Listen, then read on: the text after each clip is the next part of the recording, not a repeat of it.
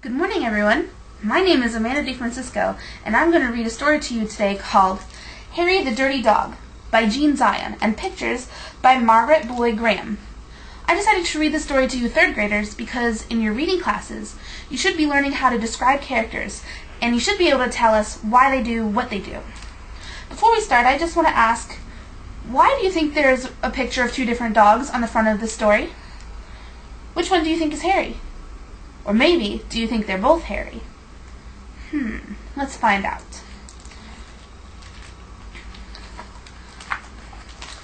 Harry the Dirty Dog. Harry was a white dog with black spots who liked everything except getting a bath. How many of you are like Harry and don't like to have a bath? So one day, when he heard the water running in the tub, he took the scrubbing brush and buried it in the backyard. Then he ran away from home. Do you think Harry made a good choice by running away from home? How do you think his family's going to feel? He played where they were fixing the street and got very dirty.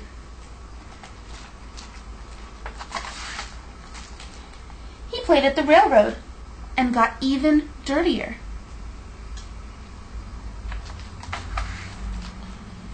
He played tag with other dogs and became dirtier still.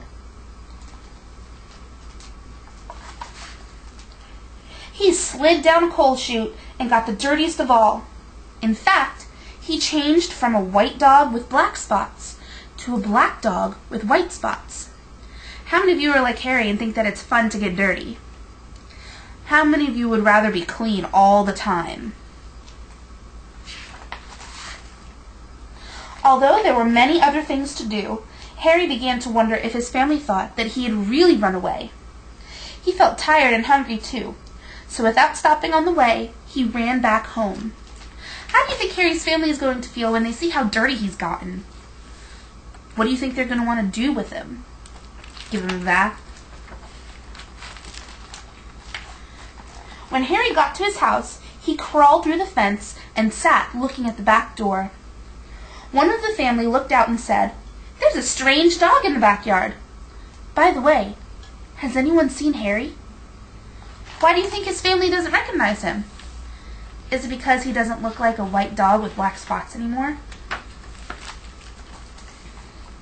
When Harry heard this, he tried very hard to show that he was Harry. He started to do all his old clever tricks. Let's do Harry's clever tricks with him. He flip-flopped, and he flop-flipped. He rolled over and played dead.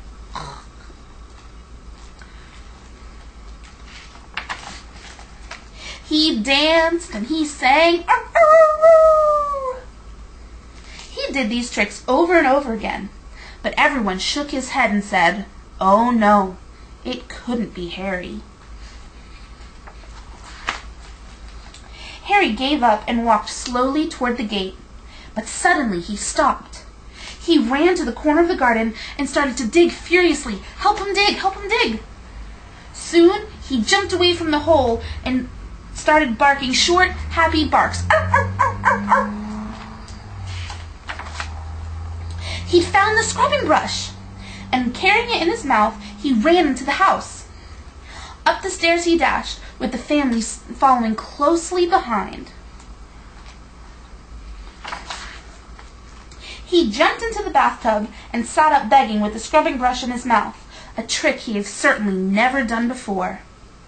"This little doggy wants a bath," cried the little girl, and her father said, "Why don't you and your brother give him one?" Why did Harry jump in the bathtub when he doesn't like bath time? Do you think maybe he changed his mind about bath time? And now he's tired of being dirty and he wants to be clean?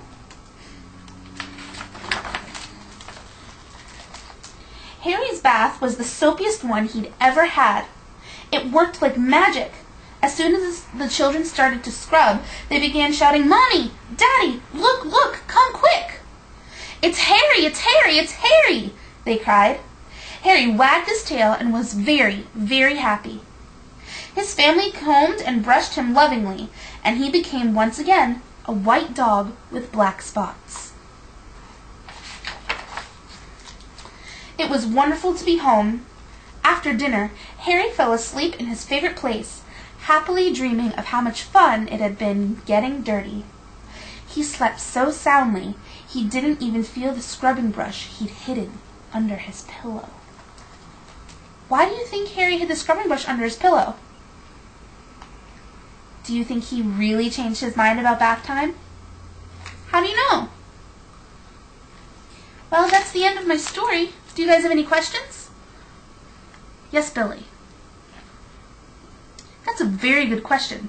Billy says that he doesn't understand why Harry chose to go to the railroad and the construction sites to get dirty instead of just playing in the mud. Does anybody have an answer for Billy? Sally has a very good answer. She says that Harry chose to go to those places because dogs think that those places are fun to play in. Dogs just like to run around and play in big piles of dirt, just like Harry did when he played tag with his friends. Are there any more questions? No?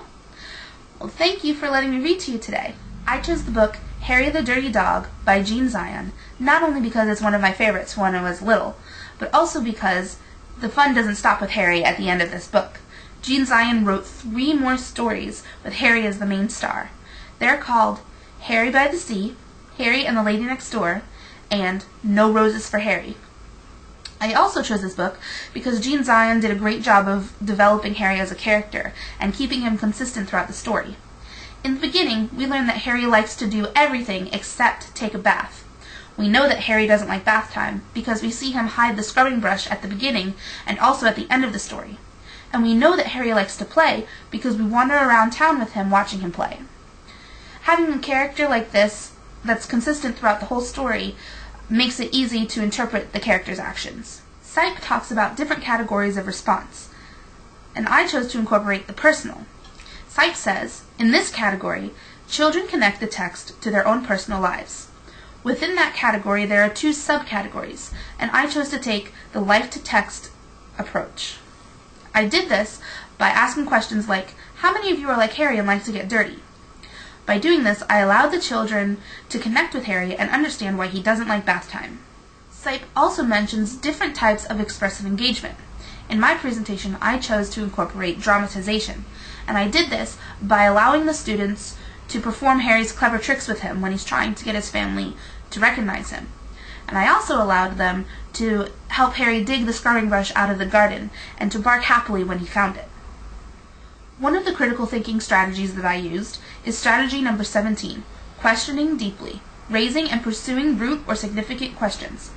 I incorporated this by asking questions such as, why did Harry jump in the bath if he doesn't like bath time? Do you think he's tired of being dirty? And later I asked, do you think Harry really changed his mind about bath time? How do you know? These types of questions allow the listener to think beyond what is written on the page. I also used critical thinking strategy number 20, analyzing or evaluating actions and policies. I incorporated this strategy by asking questions like, do you think Harry made a good choice by running away from home? How do you think his family is going to feel? Later I asked, how do you think Harry's family is going to feel when they see how dirty he's gotten? What are they going to want to do with him? These questions allow the listener to think about the possible consequences for Harry's decision. I also used critical thinking strategy number 22, listening critically, the art of silent dialogue.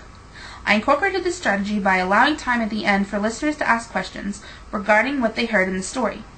I also allowed the students to offer responses to their peers' questions. This allowed the listeners to not only try and make sense of things that they don't understand, but it also allowed them to give insight on what they thought the author was trying to say. This was demonstrated when Billy mentions that he didn't understand why Harry chose to go to the railroad and the construction sites to get dirty instead of playing in the mud. It's also demonstrated when Sally responds by saying that Harry chose to go to those places because those places are fun for dogs to play in. Thank you for listening, and I hope you enjoyed my presentation.